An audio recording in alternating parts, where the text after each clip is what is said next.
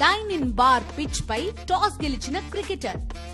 పూర్తి వివరాలకు చదవండి రేపటి సాక్షి దినపత్రిక. సముద్రం ఎంతో విచిత్రమైనది. దాని లోతే కాదు, దానిలో ఎన్నో అంతు చిక్కని రహస్యాలు ఉన్నాయి.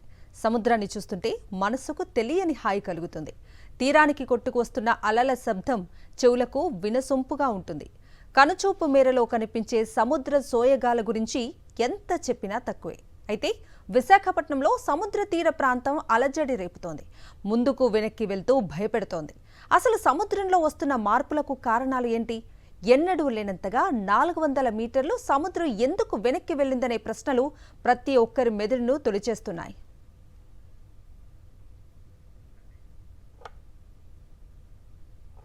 విశాఖ తీరంలో సముద్రం 400 మీటర్లు వెనక్కి వెళ్లడంతో పర్యాటకులు ఆ దృశ్యాలను చూసేందుకు క్యూ కట్టారు. సముద్రంలో నుంచి బయటపడుతున్న అరుదైన రాళ్లపై నిల్చొని ఫోటోలు దిగేందుకు ఉత్సాహం చూపిస్తున్నారు. విశాఖ సముద్ర తీరంలో పరిస్థితులపై మరిన్ని వివరాలు మా ప్రతినిధి నరేష్ అందిస్తారు. అందాలు చూడడానికి మనిషి 2 కళ్ళు చాలవు.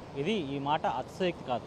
అందులోనూ ముఖ్యంగా కొన్నిసార్లు సముద్రంలో జరిగే అద్భుతాలు చూడడానికి కూడా మానవుని 2 కళ్ళు సరిపోవనే చెప్పవచ్చు. ముఖ్యంగా నిన్న సరిగ్గా 2 రోజుల పాటు కూడా విశాఖపట్నంలో బీచ్ ఒక్కసారిగా సముద్రం వెనక్కి వెళ్ళిందన్న వార్తలు రావడంతో భారీ ఎత్తున కూడా పర్యాటకులు విశాఖపట్నం బీచ్కి రావడం జరిగింది. ప్రస్తుతం మనం విశాఖపట్నంలోనే YMCA వద్ద ఉన్నాము. పూర్తిగా చూస్తున్నాం. ఎందుకంటే ఆమాంతం సుమారు 400 మీటర్ల పాటు కూడా సముద్రం ఒక్కసారిగా వెనక్కి వెళ్ళిపోయింది. ప్రస్తుతం వీడియో జర్నలిస్ట్ రమేష్ రెడ్డి విజువల్స్లో చూపించే ప్రయత్నం చేస్తున్నాడు.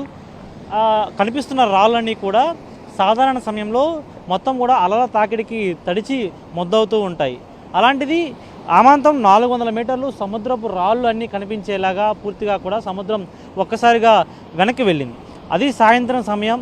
సాధారణంగానే పర్యాటకుల తాకిడి చాలా ఎక్కువ ఉంటుంది.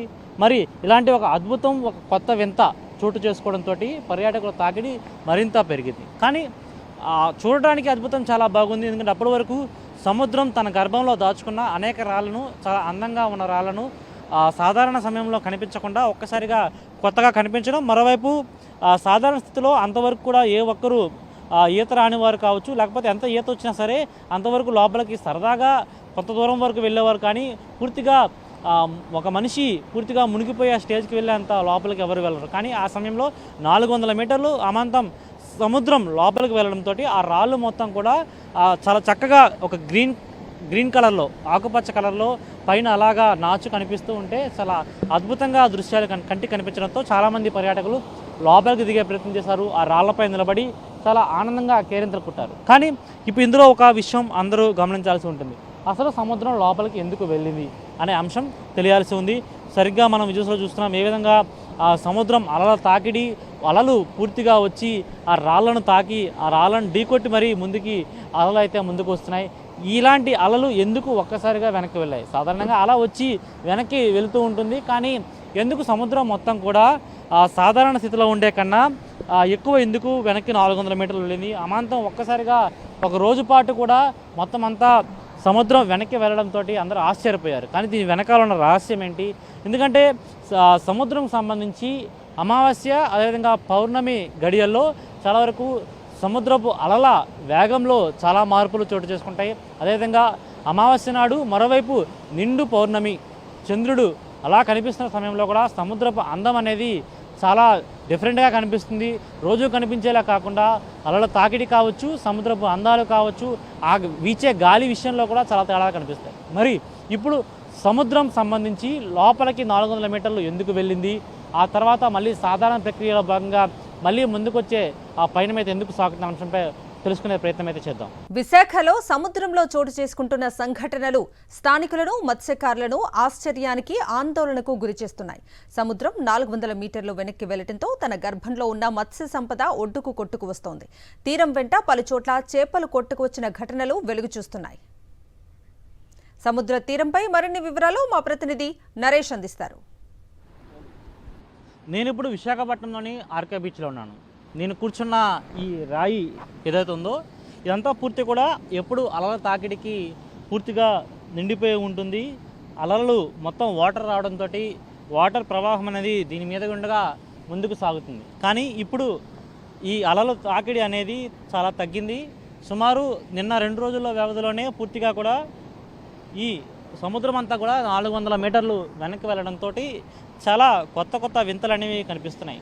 అంటే కేవలం 400 మీటర్లకే ఎటువంటి అద్భుతాలు జరిగిపోతాయనే అనే ఒక ప్రశ్న రావచ్చు. కానీ ఈ అద్భుతాలకు చిన్న నిదర్శనం అనేది ఈ రాళ్ళు మనకు సాధారణ పరిస్థితుల్లో కనిపించవు. కేవలం మొత్తం అంతా కూడా సముద్రం మొత్తం వాటర్ తోటి నిండిపోయి ఉంటుంది. అలలు వెనక్కి ముందుకు వెళ్తుంటే కేవలం అలలు వెనక్కి వెళ్ళినప్పుడు మాత్రమే రాళ్ళు కనిపిస్తాయి. అయితే ముఖ్యంగా నిన్న ఏదైతే 2 రోజుల పాటు కూడా సుమారు 400 మీటర్లు పాటు సముద్రం వెనక్కి వెళ్ళడంతో సముద్రంలో ఉండే కొన్ని చేపలు ఏవైతే చిన్న చేపలు ఉంటాయో అవి 400 మీటర్లు వెనక్కి వెళ్ళిపోవడంతో చేపలు కొన్ని కూడా ఒడ్డుకు కొట్టుకొచ్చిన దృశ్యాలు కనిపిస్తున్నాయి.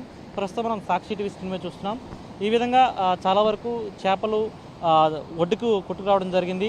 ఆ తర్వాత ఎందుకంటే రాళ్ల మధ్యలో కొన్ని చేపలు కూడా ఇరుక్కుపోవడంతో ఆ సమయంలో ఉన్న పర్యాటకులు వాటితో ఆడుకుని చాలా ఆనందం కూడా పడ్డారు. అయితే పూర్తిగా మనం చూస్తున్నాం ఒడ్డుకొచ్చిన చేపల సంఖ్య కూడా చాలా వరకు ఉంది. ఎందుకంటే ఈ రాళ్ల మధ్యలో ఇరుక్కొని కొన్ని చేపలు చిక్కుపోయి ఉండగా ఎందుకంటే అలల తాకిడి చాలా తగ్గిపోవడం, వెనక్కి వెళ్ళిపోవడం, ముఖ్యంగా అలల తాకిడి తగ్గడం ఒక ఎత్తు అయితే మరోవైపు పూర్తిగా కూడా ఈ అలల తాకిడి తగ్గడంతో రాళ్ళు కనిపించడం, రాళ్ళ మధ్యన చాలా వరకు చేపలు అనేవి కనిపించడం. ప్రస్తుతం ఇంకోసారి చూద్దాం. ఇక్కడ ఒక చేప అయితే కనిపిస్తుంది. పూర్తిగా చాలా వరకు ఆ సమయంలో అంటే సరిగ్గా సముద్రపులో వచ్చిన రియాక్షన్స్ కారణంగా అంటే చాలా వరకు పౌర్ణమి అదేవిధంగా అమావాస్య సమయంలో ఏ విధంగా సడన్గా రియాక్షన్స్ వస్తాయో మరోవైపు ఎక్కడైనా సరే ముఖ్యంగా తుఫానులు అలాంటివి హెచ్చరికలు వచ్చిన సమయంలో కావచ్చు, ఆ వాతావరణంలో ఎక్కడైనా మార్పులు వచ్చిన సమయంలో కూడా పూర్తిగా కూడా ఈ విధంగానే మార్పులు రావడంతో చాలా వరకు సముద్రంలో అనేక మార్పులు కనిపిస్తాయి. ఇలాంటి తరుణంలోనే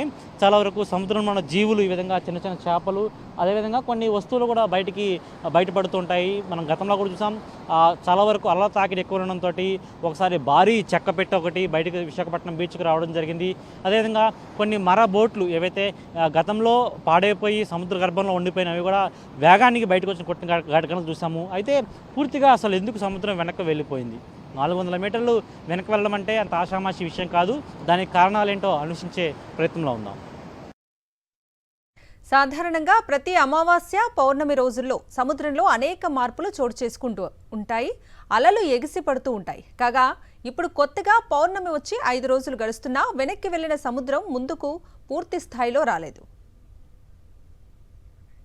అయితే సముద్రం ఎందుకు వెనక్కి వెళ్తోంది?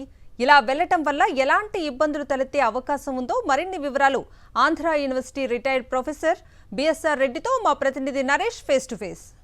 విశాఖపట్నంలో సముద్రం అమాంతం 400 మీటర్లు వెళ్ళిపోయిందన్న వార్త చక్కెరలు కొట్టగానే చాలా వరకు పర్యాటకులు ఆ అద్భుతాన్ని చూడడానికి అక్కడికి వస్తున్నారు. అయితే ముఖ్యంగా అద్భుతాన్ని చూడడానికి బాగానే ఉంది. అయితే 400 మీటర్లు ఎందుకు వెనక్కి వెళ్ళిన అంశంపై ఎవరిని ప్రశ్నించినా సరే సరైన సమాధానం రాని పరిస్థితి. అయితే ప్రస్తుతం మనతో పాటు ఓషనోగ్రఫీకి సంబంధించి రిటైర్డ్ ప్రొఫెసర్ బిఎస్ఆర్ రెడ్డి గారు ఉన్నారు. ఒకసారి వారిని అడిగి చూద్దాం. సార్, 400 మీటర్లు సుమారు 400 మీటర్లు అంటే 400 మీటర్లు దాటే వెళ్ళి ఉంటుంది. మళ్ళీ ఇప్పటికీ ఇంకా 100 మీటర్లు వెనక్కే ఉంది. అయితే ఆ కారణాలు ఏంటి? ఏ కారణాల రీత్యా సముద్రం వెనక్కి వెళ్తుంది? ఏ కారణాలు అయి ఉండొచ్చు? జోడుగుళ్ళపాలెం నుంచి సాగర్ నగర్ వరకు ఇదివరకు 2 years ముందు జరిగింది అది. అప్పుడు కూడా ఇలాగే చాలామంది వచ్చి అడిగారు.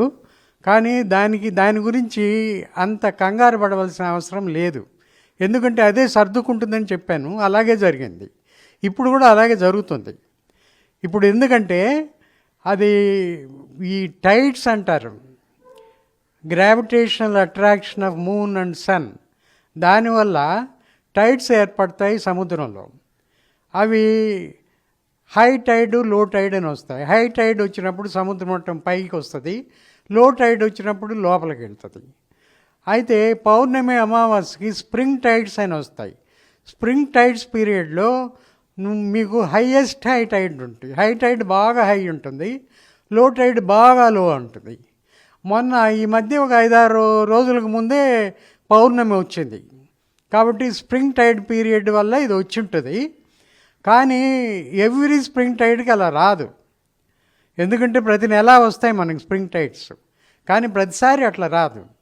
మన విశాఖపట్నంలో టైడల్ రేంజ్ అన్నది అంటే హై టైడ్కి లో టైడ్కి difference, sea level difference tidal range అంటారు. అది సాధారణంగా 4 నుంచి 5 అడుగులు ఉంటుంది. అంతకంటే ఎక్కువ ఉండదు. స్ప్రింగ్ టైడ్ టైమ్స్లో 6 అడుగుల వరకు వెళ్ళచ్చు. కానీ అది వివిధ కారణాల వల్ల మారుతూ ఉంటుంది. ఇప్పుడు ఈ సీజన్లో, మాన్సూన్ సీజన్లో అది కొంచెం ఎక్కువ ఉంటుంది.